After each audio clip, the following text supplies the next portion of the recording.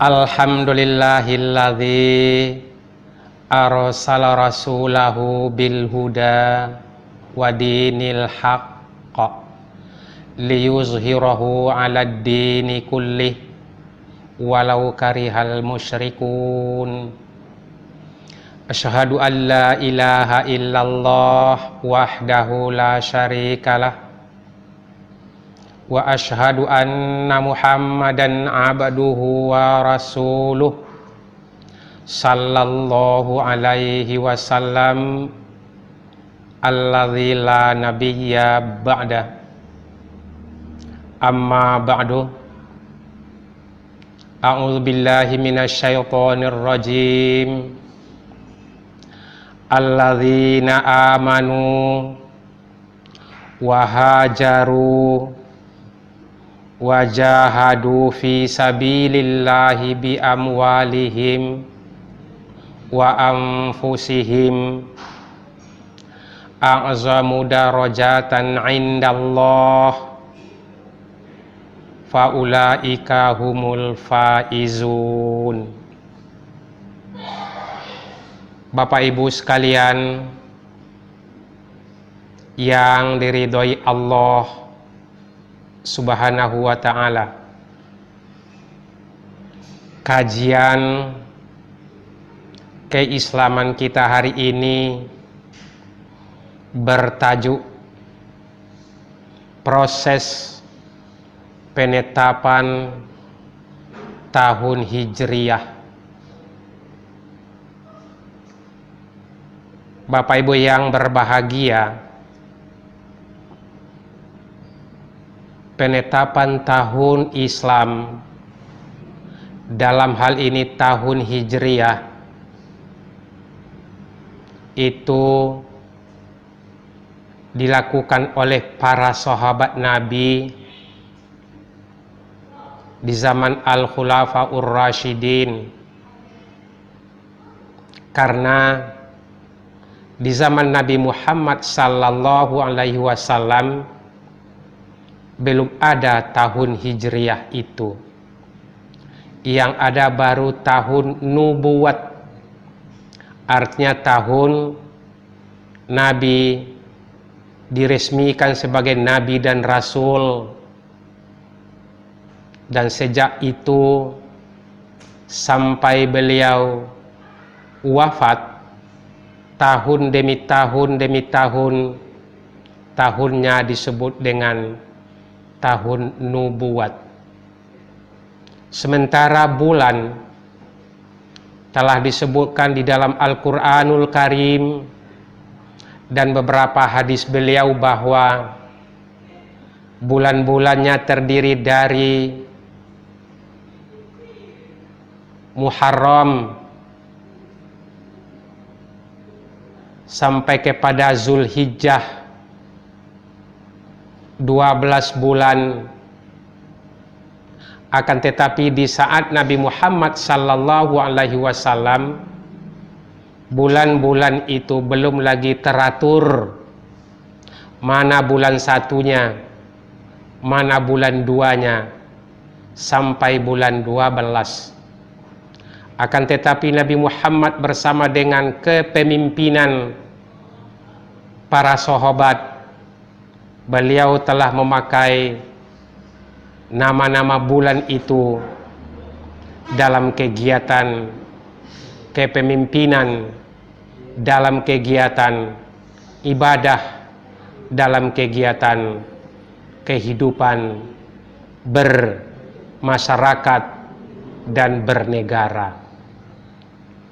Bapak Ibu yang berbahagia, untuk menentukan bulan-bulan itu tadi, mana yang harus dijadikan bulan 1, bulan 2 hingga sampai bulan 12, ini berdasarkan sebuah rapat paripurna syawirhum fil am, musyawarahnya para sahabat tentang menentukan bulan apa yang harus dijadikan bulan 1, bulan 2, bulan 3 sampai bulan 12. ada 3 usul Bapak Ibu yang berbahagia. Yang pertama mengusulkan dari peserta sidang atau syawirhum atau dalam musyawarah, bagaimana kalau bulan Rajab dijadikan bulan satunya, karena Rajab mempunyai nilai-nilai ibadah yang sangat luar biasa. Nabi Muhammad ke Sidratil Muntaha, ke angkasa luar, mengharungi antariksa, menembus langit untuk menjumpai Allah dan menerima perintah sholat. Itu bulan Rajab. Bagaimana kalau bulan Rajab ini kita jadikan bulan satunya? Usul yang kedua, Bapak Ibu yang terhormat, bagaimana kalau bulan Ramadan dijadikan sebagai bulan pertama dari tahun Hijriyah ini? Karena Ramadan di dalamnya memuat di antaranya nuzulul Quran, turunnya Al-Quranul Karim. Bulan Ramadan ada ibadah-ibadah khusus yang mempunyai nilai-nilai tambah yang luar biasa. Puasa, tarawih witir, i'tikaf di masjid, mengintai dan mencari Lailatul Qadar, perang Badar, beroleh kemenangan dari kaum kafir Quraisy. Bagaimana kalau Ramadan dijadikan bulan 1? Bapak Ibu sekalian, usul yang ketiga dari Ali bin Abi Thalib, bagaimana kalau bulan Muharram kita jadikan sebagai bulan 1? Karena Muharram itu adalah bulan kemenangan para nabi. Kalau Rajab, kalau Ramadan itu tertitah dari Allah kepada Muhammad Rasulullah sallallahu alaihi wasallam, adalah bersifat pribadi nabi, memang untuk rahmatan lil alamin. Akan tetapi Bapak Ibu, Muharram tercatat di dalam sejarah bahwa di situ beberapa peristiwa yang sangat-sangat luar biasa terjadi pada diri Nabi kita. Yang pertama, Bapak Ibu yang berbahagia, Nabi Adam alaihissalam bersama Hawa dievakuasi dari surga ke dunia. Lebih dari 100 tahun baru kembali jumpa di sebuah bukit yang namanya Jabal Rahmah. Di situ terjadi bersemi kembali cinta Adam dan Hawa. Itu terjadi pada 10 Muharram. Yang kedua Bapak Ibu yang terhormat, Nabi Nuh menyelamatkan orang-orang yang beriman agar naik ke kapal yang telah beliau bangun. Datang banjir, datang tsunami besar, sehingga kapal itu, mana orang-orang yang menumpangi dan masuk ke dalamnya selamat, yang tinggal di luar hancur, wafat di dalam genangan air bah banjir itu. Itu terjadi 10 Muharram. Kemudian Bapak Ibu yang berbahagia, Nabi Ibrahim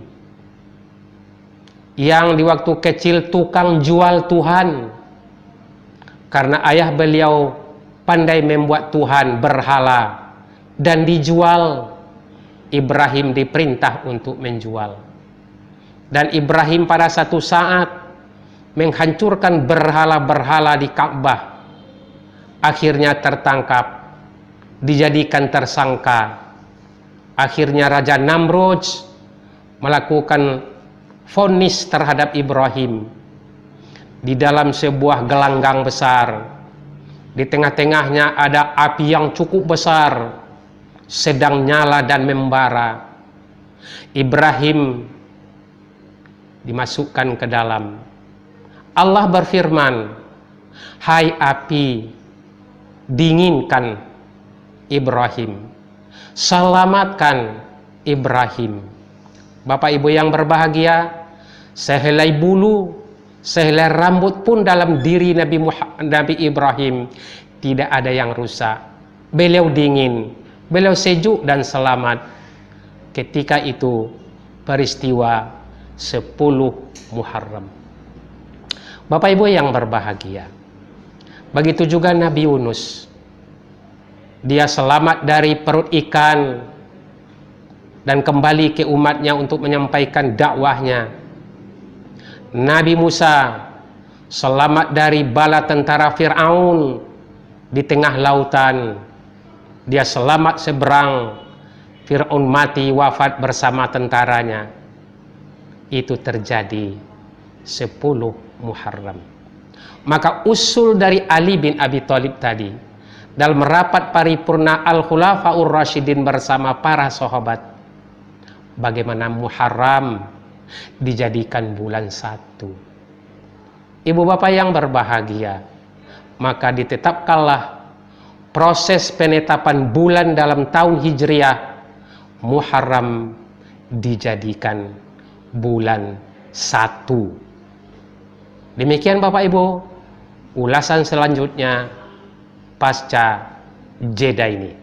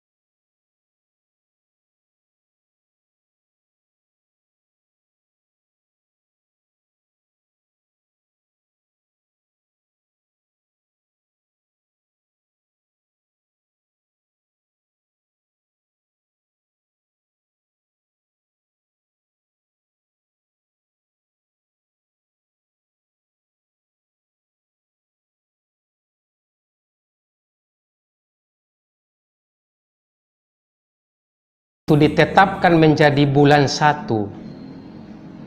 Akhirnya musyawarah menetapkan bulan-bulan disusun dalam tahun Hijriah itu. Pertama, Muharram. Yang kedua, Safar. Yang ketiga, Jumadil Awal. 4, Jumadil Akhir. 5, Rabiul Awal. 6, Rabiul Akhir. 7, Rajab. 8, Sya'ban. 9, Ramadan. 10, Syawal. 11, Zulqaidah. 12, Zulhijjah. Maka tata atur 12 bulan-bulan yang ditetapkan dalam tahun Hijriah ini, begitulah proses penetapannya. Kemudian Bapak Ibu yang berbahagia, tentang penetapan tahun Hijriah itu bukan diambil dari hari kelahiran Nabi Muhammad sallallahu alaihi wasallam. Maka banyak tahun-tahun di dunia ini diambil dari tahun kelahiran sang pemimpin. Seperti tahun Yahudi ditetapkan sekitar tahun 4026 sebelum Masehi. itu penetapannya berdasarkan hari lahirnya Adam alaihi salam. Begitu juga tahun Jepang itu ditetapkan berdasarkan kelahiran sang kaisar. Begitu juga tahun Masehi yang sekarang sangat-sangat terkenal. Di Indonesia dipakai tahun Masehi itu pas hari lahirnya Isa Al-Masih, Yesus Kristus. Akan tetapi penetapan tahun Hijriyah, tahun Islam, hasil musyawarah rapat paripurna Al-Khulafaur Rasyidin itu tadi tidak menetapkan hari lahirnya Nabi Muhammad sallallahu alaihi wasallam. Akan tetapi ditetapkan hari hijrahnya Nabi. Jadi hijrah arti kata berpindah dari Makkah Mukarramah ke Madinah Munawwarah. Perpindahan itu banyak mempunyai makna dan arti, multi makna, multi arti dalam filosofis kehidupan Islam. Maka kata hijratun dijadikan hijriyah, artinya mengikut tentang perjalanan Nabi ketika menunaikan atau aktivitas berhijrahnya Nabi Muhammad. Itu dihitung pada 622 Masehi. Maka sejak itu sampai saat ini tahun Islam terkenal dengan tahun Hijriyah yang bulan-bulannya bulan 1 bulan Muharram. Bapak Ibu, itulah secuil tentang proses penetapan tahun Hijriyah, tahun Islam yang sebagian besar dipakai oleh orang-orang Islam. Bapak Ibu yang berbahagia, bahkan di Indonesia dan di beberapa negara lain, perjalanan tahun Hijriyah ini juga ditetapkan sebagai kalendernya orang Islam. Artinya untuk menyusun, menetapkan waktu-waktu, waktu sholat, waktu puasa, waktu haji, dan waktu-waktu lain berdasarkan dari bulan-bulan yang ada di dalam tahun Hijriyah ini. Oleh sebab itu, Indonesia memakai dua kalender. Secara nasional, kalender Masehi, dan secara Islami memakai kalender tahun Hijriyah. Maka organisasi Islam di negara kita ini telah ditetapkan oleh ADART, pedoman anggaran dasarnya, bahwa pemakaian penanggalan tahun-tahun di dalam surat menyurat dipakai dua. Pertama, bagian atasnya bulan tahun Hijriyah digaris, dan di bawahnya dibuat bulan tahun Masehi. Istilahnya sangat-sangat terkenal dengan, kalau memakai bulan tahun Hijriyah disingkat dengan H. Sementara untuk memakai bulan tahun Masehi disingkat dengan M atau Miladiyah.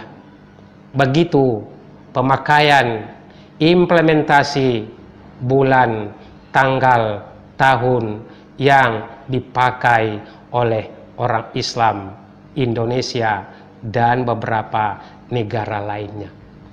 Bapak Ibu yang berbahagia, ada semacam komparatif kepada kita tentang penanggalan tahun Hijriah ini dengan beberapa negara yang ada di Jazirah Arab.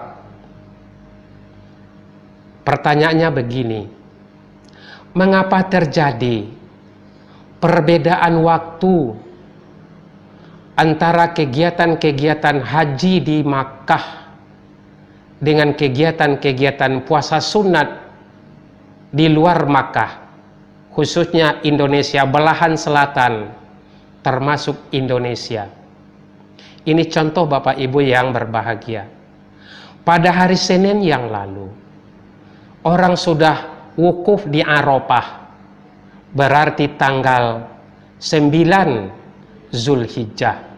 Besoknya Selasa 10 Zulhijjah sudah Idul Adha. Tetapi di Indonesia, menurut kalender tahun Islam, kalender tahun Hijriah, kita baru Selasanya 9 Zulhijjah dan Rabunya Idul Adha.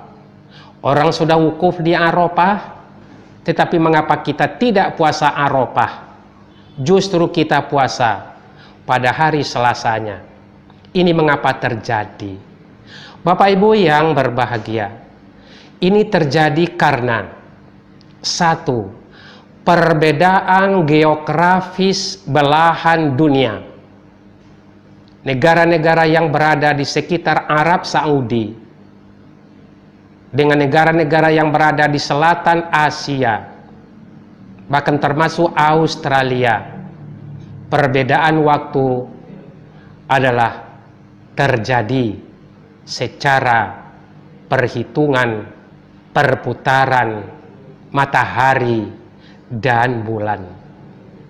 Oleh sebab itu, kalau terjadi perbedaan puasa sunat Arafah dengan orang wukuf Arafah, sebenarnya tidak menjadi persoalan. Boleh, hukumnya sah. Kenapa disebut demikian? Begini Bapak Ibu yang berbahagia, untuk menetapkan satu Ramadan, untuk menetapkan satu Syawal Idul Fitri, untuk menetapkan 10 Zulhijjah Idul Adha, itu berdasarkan kepada rasio ta'akuli melalui alur dan jalur hisab dan alur dan jalur ru'yah. Sementara yang telah ditetapkan satu Ramadan, satu Syawal, 10 Zulhijjah, bila telah ditetapkan berdasarkan ta'akuli tadi, rasio ilmu hisab dan ru'yah, maka mengimplementasikannya dalam ibadah itu disebut dengan ta'abbudi. Makanya Bapak Ibu yang berbahagia, kalau berbeda kita hari puasa, berbeda hari raya, sesuai dengan penetapan tanggal, bulan, tahun oleh organisasi Islam yang besar di dunia ini, boleh saja. Kalender Islam Indonesia atau kalender tahun Hijriah di Indonesia berdasarkan tahun Hijriah. Kalender di Arab Saudi berdasarkan Ummul Qura. Jadi ada beberapa perbedaan. Perbedaan itu tidak boleh membawa perpecahan, tetapi perbedaan itu justru melahirkan kekompakan, persatuan, dan kekokohan. Barangkali demikian Bapak Ibu yang berbahagia, tausiah kita kali ini bagaimana menetapkan proses penetapan tahun baru Hijriyah. Semoga Allah memberikan pemahaman kepada kita. Mohon maaf lahir dan batin. Nasrun minallah wa fathun qarib. Assalamualaikum warahmatullahi wabarakatuh.